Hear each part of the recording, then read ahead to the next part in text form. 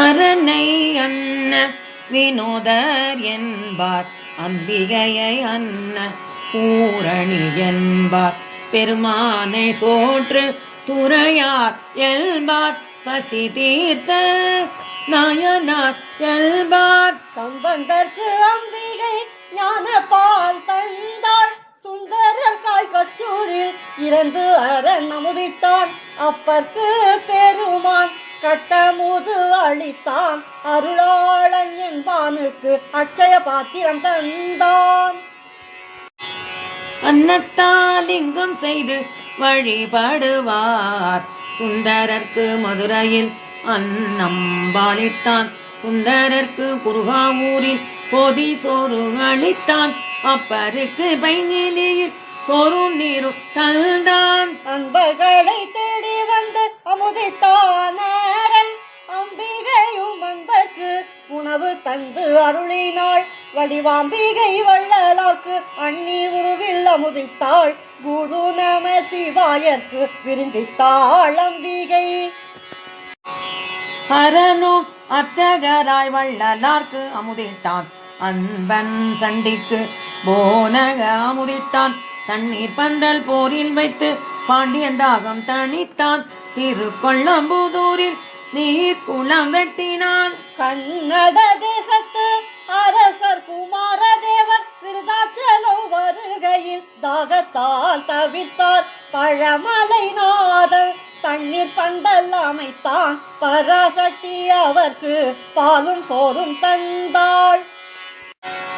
அன்னம் அருளும் பராசக்தி அன்னபூரணி அன்னம் அருளும் லக்ஷ்மி அன்னலக்ஷ்மி அன்ன பாத்திரமுத சுரபி தந்தாள் வாணி ஆபூத்திரனுக்கு அன்று அன்ன பாத்திரம் அளித்தாள்.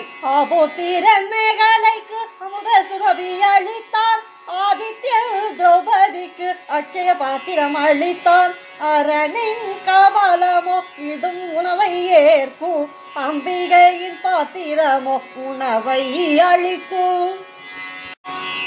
அன்னம் பாலிக்க 1000 பொன் வேண்டிய சுந்தரனுக்கு 1000 பொன்னளித்தானாரன் அதை கொண்டு செல்ல திகைத்த சுந்தரனை ஆற்றிலே போட்டு நீ குளத்திலே தேடன்றான். அதன் சொன்னவாறு மணிமுத்து ஆற்றில் போட்டு ஆரூர் குளத்தில் எடுத்தான் சுந்தரன் அவனது சந்தேகம் தீர்க்க அங்கு வந்த ஆனை மோகன் 1000 பொன்னை மாற்றுரைத்தான்.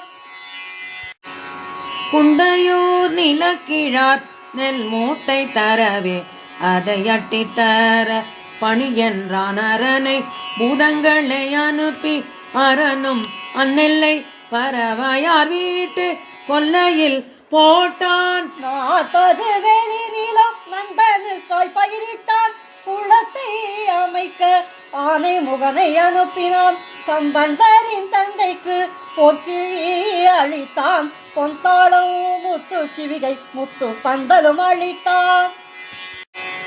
தருமிக்காய் பாடி 1000 பொன் தந்தான் புகழ்த்துணையார் பட்டினியார் மேலிந்து இருந்தார் அதனால் அரண் மேல் மஞ்சன குடத்தை போட்டு விட்டார் அரணோ நாளும் ஒரு பொற்காசு அளித்தான். வேணுவனத்தில் வேத சன்மா வாழ்ந்து வந்தான் நெல்லை வளர்த்தி வீட்டு நீராட சென்றான் மழையால் நின்றனையும் என்று ஓலமித்தான் வெள்ள நீரே வெளியாக காத்தான் நெல்லையப்பன்.